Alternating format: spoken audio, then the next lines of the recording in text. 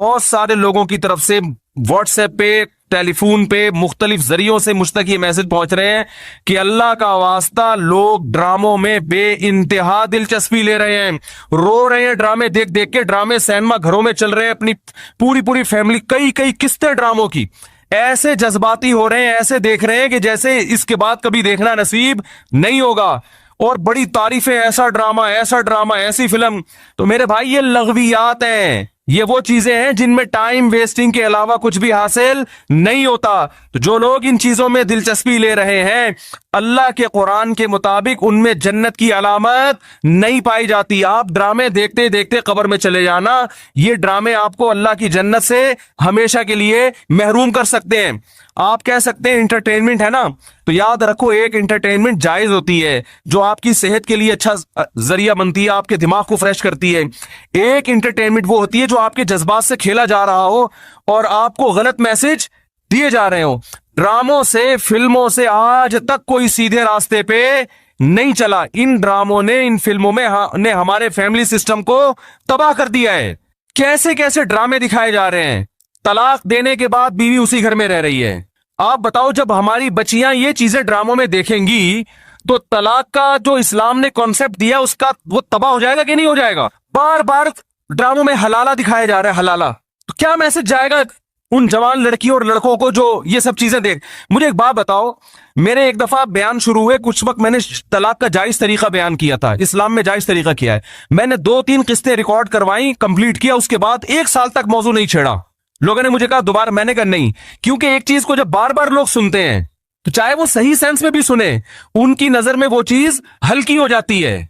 मैंने कहा बार बार एक टॉपिक छेड़ूंगा तो ऐसा ना घर में तलाकें शुरू हो जाएं। समझ में आ रही है बात? ओ भाई, एक चीज किताब की हद तक के शरीयत ने बता दी, एक दफा बता दी, बार बार उसी को, तो क्या होता है, आप एक चीज को बार बार जब सुनोगे तो जो चीज इंसान बार बार सुनता है जबान पर वो हल्की हो जाती है। मैंने कहा इससे घरों में तलाक का रेशो बढ़ने का खतरा कम नहीं होगा, एक चीज को बार बार रिपीट किया जाए। तो बताओ, ड्रामों में बार बार तलाक दिखाई जा रही है कि नहीं दिखाई जा रही है? फला की फड्डा हुआ, उसने उसको तलाक दे दी, डिवोर्स पेपर भेज दिए, वो तलाक दे, उसने वहां शादी कर ली, उधर तलाक ले ली, उधर आ गई, वो हलाला हो गया, फलाना हो गया, ढिमकाना हो गया। जब ये चीजें घरों में चलेंगी, आपको कितना ही अच्छा ड्रामा लगे, तो याद रखो आपकी नस्लें तबाह हो जाएंगी। माए बच्चियों को सिखाती थी, बेटा डोली जा रही है तो अब जनाजे की खटोली आएगी वापस। बताते थे नहीं बताते थे? हम तो बचपन में सुनते थे, भाई डोली जा रही है अब जनाजे की खटोली आएगी, तलाक लेके नहीं आना। हाँ, जहां जायज तलाक है हम तो कहते हैं कि वो जायज है, उसमें इतना जुल्म जायज नहीं है कि बच्ची को बेड़ा गर्क कर दिया फिर भी आप अलग। लेकिन उसूल तो यही है ना कि ये बुरी चीज है। जब बार बार कल्चर में ये चीज दिखाई जाएगी, शौहर ने थप्पड़ मारा बीवी को, वो अदालत चली गई खुला लेने के लिए। हर घर में थप्पड़ भी होता है, हर घर में गाली गलौज भी होता है, ये तो नॉर्मल चीज है। थप्पड़ मारना सही नहीं है, अच्छा काम नहीं है कि शौहर बीवी पे हाथ उठाए, लेकिन सब कुछ होता है घरों के अंदर, वो बाद में सब सेट हो जाता है। लेकिन ड्रामों में जब दिखाया जाएगा शौहर ने बीवी पे थप्पड़ उठाया, हाथ उठाया और वो चली गई अदालत से खुला लेने, तो कल किस मर्द ने गुस्से में किसी औरत पे हाथ उठा लिया तो अदालत का दरवाजा नहीं खटखटाएगी क्या? उस थप्पड़ की तलाफी 100 दफा हो सकती है, मर्द मना सकता है, लेकिन अदालत से जब डिवोर्स होगी उसकी तलाफी नहीं होगी। मर्द के दिल में नफरत पैदा होगी, इससे मुझसे तलाक क्यों मांगी, क्यों गई है डिवोर्स लेने के लिए, बच्चे तबाह बर्बाद हो जाएंगे। तो इन ड्रामों से फैमिली सिस्टम को जोड़ा नहीं जा रहा, जोड़ के नाम पे तोड़ा जा रहा है। और मैंने अपने दोस्त से पूछा, मैंने कहा ये चीजें तो फिल्मों में पहले ज्यादा दिखाई जाती थी, तो ड्रामों पे इतना शोर क्यों? उन्होंने एक बड़ी पॉइंट की बात की। उन्होंने कहा कि फिल्मों में जो चीजें दिखाई जाती हैं वो नॉर्मल माहौल से हटकर होती हैं। ड्रामे का मतलब ये होता है कि जो घरों में हो रहा है वो दिखाया जाए, इसको लोग ज्यादा अडॉप्ट करते हैं। कोई आवाज उठाने वाला नहीं है, ना हुकूमत कंट्रोल कर रही है, ना कोई कैमरा वाले इस पर कोई नोटिस ले रहे हैं। सिनेमा घरों में चलना शुरू हो गए, सुबह शाम इतने क्लिप मुझे लोग भेज रहे होते, ये वाला मुफ्ती साहब ये सीन देखिए, बड़ा टाइट सीन है। क्या हो गया तुम्हें, पागल हो गए हो तुम भाई, क्या हो गया है? मैं अपने दोस्तों से कहता हूं, मैं मीटिंगें करता हूं बुला बुला के कि यार टाइम की बड़ी कमी है, मेरा सारा दिन इसी में गुजरता है यार, बहुत सारे काम करने टाइम नहीं मिल रहा। जब रात को सोने के लिए लेटता हूं तो निदामत के साथ, अल्लाह की कसम मेरी ये हालत है कि यार आज बहुत सारे काम करने थे मगर आज भी रह गए। हम हैरान हो रहे हैं, आप 2-2, 3-3, 4-4 घंटे कैसे टीवी के सामने बैठ जाते हो? टाइम कहां से आ रहा है आपके पास? इतना टाइम होना इसकी अलामत है आपका दुनिया में कोई विजन है ही नहीं। जिसका कोई हदफ होता है उसके पास इतना टाइम नहीं होता। तो ये जो ड्रामा फिल्मों में टाइम जाया किया जा रहा है ना, खुदा की कसम मौत के वक्त हसरत का सबब बनेगा, मौत के वक्त। अल्लाह ने जिंदगी सिर्फ एक दफा दी है।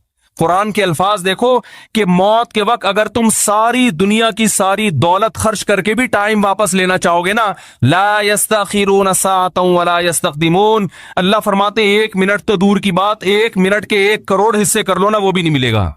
अभी बहुत टाइम दिया अल्लाह ने, अभी बहुत टाइम दिया है। चाहो तो ड्रामों में जाया कर दो, फिल्मों में जाया कर दो, सारा सारा दिन टीवी के सामने बैठ के क्रिकेट के मैच देख के तालियां बजाते रहो, फलाने ये छक्का मारा, फलाने चौका मारा। अभी बहुत टाइम है, लाइफ को खुदा की कसम जितना एंजॉय कर रहे हो 10 से ज़रब देके इससे ज्यादा एंजॉय करो।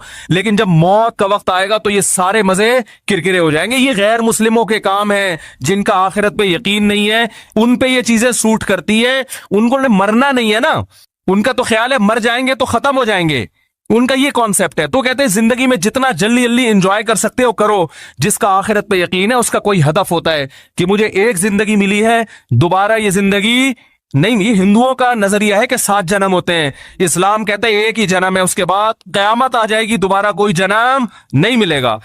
और अल्लाह को देखो, अल्लाह ताला हजरत ईसा अलैहिस्सलाम को मौत देने के बाद भी आसमानों पे उठा सकते थे ना, और फिर कुर्बे क़यामत में नाजिल करते। अल्लाह ने हजरत ईसा को जिंदा आसमानों पे उठा के ये मैसेज दे दिया कि जिसको कुर्बे क़यामत में नाजिल करना है उसको मौत नहीं दूंगा, आखिर में मौत दूंगा। इसलिए कि मरने के बाद उठा लेता तो तुम्हारे दिमाग में ये तस्वुर आ सकता था कि शायद हमें भी मौत के बाद दोबारा जिंदगी मिल जाए। तो मौत के बाद तो पैगंबरों को भी नहीं मिलती, तुम्हें कहां से मिलेगी, हमें कहां से मिलेगी भाई जिंदगी। तो अपने वक्तों को बर्बाद मत करें, एंजॉय करें, ऐसी चीजों को एंजॉय करें जिससे मुआशरे में तरक्की होती है। ओ भाई जॉगिंग कर लिया करो, स्विमिंग कर लिया करो, फुटबॉल खेल लिया करो, थोड़ा सा वर्जिश हो जाएगी, कोलेस्ट्रॉल कम हो जाएगा, फायदा भी होगा, एंजॉय भी होगा। ड्रामे से क्या एंजॉय कर रहे हो भाई तुम बैठ के, रो क्यों रहे हो ड्रामा देख के? वो तुम्हारा क्या लगता है जिसके साथ ये हो गया, रो रहे बैठ के जैसे पता नहीं क्या हो गया। देखो इंसान के जो आसाब है ना, आसाब, इनमें अल्लाह ने महदूद सलाहियतें दी हैं। मैंने एक अंग्रेज नफ्सियाती डॉक्टर था, उसकी एक तहरीर खुद पढ़ी थी, काश मैं उसको महफूज कर लेता तो आपको आज मैं वो तहरीर दिखाता। उसकी रिसर्च थी कि दुनिया में जो डिप्रेशन, चीखो पुकार, मार धाड़, चीजों को तोड़ फोड़ का जो कल्चर आया है, ड्रामों और फिल्मों से आया है। ये जो आज बच्चियां माँ पे चीखती है ना, आप उनकी हिस्ट्री चेक करें, ड्रामे देख के चीखती हैं। माँ ने कुछ तेज आवाज में बात कर दी, बच्ची एकदम चिल्लाएगी क्योंकि उसने ड्रामे में लड़कियों को चीखते हुए बोलो ना देखा। शौहर अगर गुस्सा करे, नहीं करना चाहिए लेकिन करे, तो इस्लाम कहता है तुम्हारा मोहसिन है। अगर किसी को सजदा करने की इजाजत होती तो नबी ने फरमाया कि औरत को हुक्म देता किसको सजदा करे, शौहर को।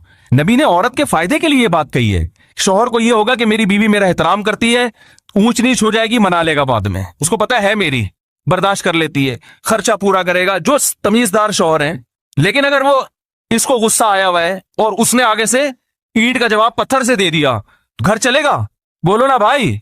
और अगर बीवी ने कभी उल्टी सीधी कर ली और इसने बर्दाश्त करने के बजाय ड्रामा देखा था, उसमें थप्पड़ मारते हुए देखा था, इसने भी रख के एक थप्पड़ रसीद कर दिया, तो इससे घर में मोहब्बत का माहौल पैदा होगा? बोलो ना भाई क्या हो गया। बल्कि मैं तो इससे आगे कहता हूं कि ड्रामों में जो मियां बीवी दिखाए जाते हैं वो कोशिश करते हैं लड़का हैंडसम तरीन तलाश किया जाए और लड़की खूबसूरत तरीन। उस जोड़े को देखकर तो वैसे ही कोई मर्द को अपनी बीवी अच्छी नहीं लगती और औरत को अपना शौहर अच्छा नहीं लगता। कहते हैं मियां तो ऐसे होते हैं, क्या मखनचू अब्बा ने मेरे मत्थे लगा दिया है। एक साहब मुझे कहते हैं मुझे बीवी अच्छी नहीं लगती, मैंने कहा फिल्में देखना छोड़ दो, अच्छी लगेगी तुम्हें। हाँ, जिस गरीब के सामने सुबह शाम कोरमे कबाब घूम रहे हो उसे घर की दाल अच्छी लगेगी? बोलो ना भाई। ये तो सबसे पहला नुकसान है।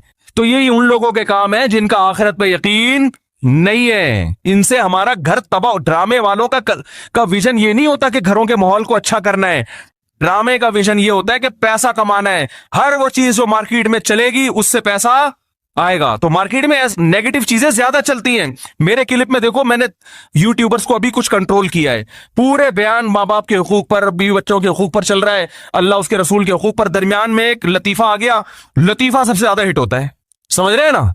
तो लोगों को तो एंटरटेनमेंट चाहिए, वो मुस्बत चीजें कम चलती हैं। तो अगर देखो एक तैयब उर्दुगान है ना, तुर्की का सदर, मैं ड्रामों को जायज नहीं कहता लेकिन उसने भी ड्रामे बनाए, मैं नहीं कहता कि वो देखना जायज है, लेकिन फिर भी एक विजन तो रखा ना उसने जहन में कि खिलाफत उस्मानिया का सही तस्वुर दिखाना है, फैमिली सिस्टम को जोड़ना है। अभी तैयब उर्दुगान की एक स्पीच हमने सुनी, उसने कहा कि अपनी कौम को तरगीब दे रहे कम उम्री में शादियां करो। क्या तरगीब दे रहे अपनी कौम को? कम उम्री में शादियां करो। हमने अपनी नस्ल को बढ़ाना है कि तुर्की को अफरादी कुव्वत चाहिए। जब नस्ल बढ़ेगी तो हमें फौज में जवान ज्यादा मिलेंगे, हमें साइंसदान ज्यादा मिलेंगे, हमें ताजिर ज्यादा मिलेंगे, तुर्की मजबूत होगा। एक विजन होगा तो ऐसी तकरीर करेगा। विजन नहीं है तो आपका मकसद सिर्फ दौलत, पैसे कमाना, मगरबी ताकतों को खुश करना, तो वो पैसे तो इन ड्रामों ने बहुत कमाए। लोग कह रहे हैं बड़ा करोड़ों अरबों रुपए का बिजनेस कर लिया ड्रामे ने। मैं कहता हूं भाई बिजनेस अरबों रुपए का कर लिया, मगर कल्चर का बेड़ा गर्क कर दिया। तो बिजनेस तो मेरे भाई चर्स बेचने वाला जितना अच्छा करता है ना, हीरोइन बेचने वाला, चर्स का बिजनेस ज्यादा अच्छा है या हीरोइन का? बताओ। अबे ये गुटके वाले तो बेचारे, इनका कोई बिजनेस है जो गुटके की दुकान खोल के बैठे हुए हैं? ये तो खुद दूसरे जो गुटके उधार मांग के खा रहे होते हैं। चर्च करोगे तो ज्यादा पैसा, और अगर हीरोइन पे आ गए अरबपति बन जाओगे। तो बिजनेस नहीं देखा जाता, ये देखा जाता है अब कौम को पैगाम क्या दे रहे हो। तो भाई ये हुकूमत नहीं करेगी, ये आपने करना है। अपने घरों को आपने कंट्रोल करना है। अपने घरों से टीवी को बंद करें, काबू में लाएं। उस अगर रखा हुआ भी है तो उसको एक लिमिट करें, काबू में लाएं। देखें क्या, और बच्चे लैपटॉप देख रहे हैं तो जाके हिस्ट्री तो सर्च करें कि क्या देख रहा है बैठ के वहां पे वो। बच्चियों को फोन लेके दिया हुआ है, बच्चों को तो चेक तो करें किससे बातें। भाई ये फोन जरूरत की चीज है, ये दोस्तियां लगाने की चीज नहीं है। दोस्तियों में टाइम जाया होता है। हम जब मदरसे गए, हमारे हजरत ने सख्ती से पाबंदी लगाई, किसी तालिब इल्म को किसी से दोस्ती की इजाजत नहीं है। यहां पढ़ने के लिए आए हो, समझ रहे हो ना, किसके लिए आए हो? दोस्ती की इजाजत नहीं दी। हाँ, किसी से मुनासबत होती है, वो एक अलग बात है, इंसान गपशप कर लेता है, बस इस हद तक। शेखुल हदीस मौलाना ज़करिया रहमतुल्लाह ने लिखा है ना कि मैं जोहर की नमाज में किसी के साथ खड़ा होकर, असर में भी उसी के साथ, तो मेरे अब्बा पूछते हैं तुम्हारा क्या लगता है, बार बार इसी के साथ क्यों खड़े हो रहे हो, क्या लगता है तुम्हारा? ये तो एक विजन होता है भाई। उस विजन में अगर कोई दोस्ती भी आ रही है तो ठीक है, उसको भी लेके चलो। लेकिन हर वो दोस्ती जो उस विजन से आपको हटा रही है, भाई पहले विजन है, पहले मकसद है, पहले मंजिल है, बाकी चीजें बाद में। आप ट्रेन में जाते हुए आपकी दोस्ती हो गई वसीम भाई से बड़ी जबरदस्त, उसने मुल्तान में उतरना, आपका विजन पेशावर है, अब आप मुल्तान में उतर गए उसके साथ। भाई दोस्त पहले होता है, दोस्त पहले भाई, ठीक है फिर चले जाओ। ये अगर इतना अच्छा है तुम्हें अपने घर में बिठा लेगा और चाय पिला के सारी जिंदगी वही ठिकाना दे देगा तो चले जाओ। अगर आपको पता है इतना लिफ्ट ये दोस्त नहीं कराएगा तो भाई बहन बहुत अच्छी दोस्ती थी, अस्सलाम वालेकुम, पतली गली से निकलो बस। तो ये जो यूनिवर्सिटी में पढ़ने वाले लड़के हैं ना, मैं इनसे कहता हूं दोस्ती करो, अपनी पढ़ाई का नुकसान दोस्त की खातिर नहीं करो। क्योंकि जब तुम्हारे पास पैसा नहीं रहेगा ना, जो दोस्तों पे तुम टाइम जाया कर रहे हो, तो पैसा तो जाएगा, दोस्त भी चले जाएंगे साथ में। ये दोस्त भी जब तक हैं जब तक पैसे हैं, ठीक है ना। जब तुम खुद इनसे कर्जा लोगे, यार पान के पैसे दे दे, गुटके के पैसे दे दे, तो जो जिगरी दोस्त है ना, जो तुम्हारे लिए आसमान से सितारे तोड़ के ला रहा था, सबसे पहले तुम्हें देख के रास्ता वही चेंज करेगा। वो गली में देखेगा वो जिगरी दोस्त आ रहा है, बोलेगा इधर निकल ले यार, क्योंकि उधर जो आ रहा है वो जिगरी नहीं है, उसको बर्दाश्त कर सकता हूं, इसको बर्दाश्त नहीं कर सकता। तो जब कुछ काम के बन जाओगे, दोस्तियां तो तुम्हारी तरफ दौड़ के आएंगी। समझ रहे हो कि नहीं समझ रहे? फिर तुम्हारे पास लिफ्ट कराने का टाइम नहीं होगा। तो अपने आप को कुछ बना लो मेरे भाई। ड्रामों में टाइम जाया नहीं करो, फिल्मों में टाइम जाया नहीं करो। ये तो कमाने के धंधे, इनको कमाने दो। तुम अपना पैसा इन पे क्यों खर्च कर रहे हो भाई? तुम किसी और चीज पे खर्च करो यार। ये जो मैंने ड्रामों फिल्मों की बात कर रहा हूं कि लोग टाइम जाया कर रहे हैं, देखो टाइम जाया करने की दो किस्में होती हैं। कुछ तो हमारे नौजवान छड़े छाट होते हैं जो सिर्फ इसलिए फुहश फिल्में देखते हैं अपनी यानी हराम ख्वाहिश को पूरा करने के लिए। इनको आदत पड़ जाती है, लत पड़ जाती है। इनको मैं कहता हूं भाई चलो गुनाह हो गया, तौबा का दरवाजा खुला हुआ है, उसमें पढ़ते ना चले जाओ। तौबा की कोशिश करो। तौबा कर ली, फिर तौबा टूट गई, दोबारा तौबा करो, 10 बार तौबा करो। गुनाह करते हुए शर्म आनी चाहिए, तौबा करते हुए शर्म नहीं आनी चाहिए। माहौल ऐसा है, बहुत से लोग इसमें मुब्तला हुए हैं। तौबा का दरवाजा अल्लाह ने खोल दिया, वापस पलटाओ, वापस आ जाओ। मायूसी नहीं है कि एक दफा किसी से गुनाह हो गया तो अब वो बस आप उससे नजरें फेर लें और उस पर लानतें भेजना शुरू कर दें, या वो अपने आप को कहे मैं तो खत्म हो गया, मैं तो ना ना ना ना ना। अल्लाह की यहाँ रहमत है, सबक़त रहमती अला गज़बी। अल्लाह फरमाते मेरी रहमत मेरे गुस्से पर गालिब है। आ जा, वापस आ जा। माहौल है, लोगों को बुराइयां करवा रहा है, वापस आए और उलमा से राब्ता करें, अहलुल्लाह से राब्ता करें। भाई मुझसे ये गुनाह नहीं छूट रहा, कोई तरीका बताएं छूट जाए। तो आहिस्ता आहिस्ता इंशाअल्लाह छूट जाएगा। हमने बहुत से लोग ऐसे देखे हैं जो गुनाह की लत पड़ चुकी थी, मगर उनकी जिंदगी से अल्हम्दुलिल्लाह देर से निकला मगर निकल गया। तो हिम्मत वाले लोगों की जिंदगी से जल्दी निकल जाता है, कम हिम्मत लोगों की जिंदगी से देर से निकलता है, लेकिन निकल जाता है अगर कोई चाहेगा। नहीं चाहेगा तो मामला खराब है। दूसरा, एक लत पड़ती है ड्रामों की। वो ड्रामों की जो लत है जिसका मैंने तस्करा किया, ये लत भी बड़ी खतरनाक है। इसमें आपको टाइम पास करने के लिए कोई चीज चाहिए होती है। तो इस लत के लिए यह भी जरूरी है कि आप किसी बुजुर्ग से राब्ता करें या कोशिश करें छोड़ने की। एक और चीज इससे ज्यादा जरूरी है कि मुफीद कामों में जब आप टाइम लगाएंगे, आप अपना फालतू टाइम किसी ऐसे एंटरटेनमेंट के काम में लगाएं जो दिलचस्पी हो और उसमें फायदा भी हो, तो उससे आप इन चीजों से बच जाएंगे। देखो डॉक्टर जब किसी को सिगरेट छुड़वाते हैं तो सिगरेट का कोई ऑल्टरनेट दे देते हैं ना उसको, जिससे हीरोइन छुड़वाई जाती है उससे कुछ ऑल्टरनेट दे दिया जाता है, भाई ये हीरोइन का मुतबादिल है, कुछ दिन ये फिर ये भी छुड़वा देंगे। तो जब आपको ड्रामों की, लड़कियों को ज्यादा आदत है ड्रामों की, तो वो कहते हैं हमारा तो टाइम नहीं पास होता। तो टाइम तो देखो पास होता है तभी तो कब्रिस्तान आबाद हुए हैं ना। ये जिनका टाइम पास हुआ था तो पास करके कब्र तक पहुंचे हैं ना भाई। अरे जो कब्रिस्तान भर रहे हैं तो टाइम पास जिन लोगों का हुआ था, जो पास करके वहां चले गए। पास होता है तो उधर पहुंच जाता है आदमी। तो ये कब्रिस्तान भरते इसलिए कि लोगों का टाइम पास हो जाता है। तो टाइम तो पास हो रहा है, तारीखें चेंज हो रही हैं, मिनट तब्दील हो रहे हैं, घंटे चेंज हो रहे हैं। तो ये तो टाइम पास तो होगा। आप ये कह सकते हैं बुरे कामों में करो या अच्छे कामों में, तो बुरे कामों में भी पास होगा और अच्छे कामों में भी। तो जब बुरे से अच्छे काम करने के लिए रखोगे तो बुराई से बचोगे ना। हमारे नौजवानों का मसला ये है कि बोर बैठे हुए होते हैं फालतू, कह रहे हैं यार मैं बोर हो रहा हूं, अब क्या करूं, ड्रामा ही देख लूं। क्योंकि बोरियत भी तो एक टेंशन है ना। क्या हो गया यार, मुझे समझ में क्यों नहीं आ रहा कि आप लोग को क्या हो गया। एक टेंशन है ना, बोरियत करने का कुछ काम नहीं है। खवातीन घर में बहुत सी जो मेरा बयान नहीं सुन रही, बिल्कुल फारिग हैं। वैसे खवातीन से बात करो, कह रही एक्चुअली काम इतने हैं भाई, ये घर क्यों गंदा पड़ा हुआ है, क्या करें, टाइम ही नहीं मिलता।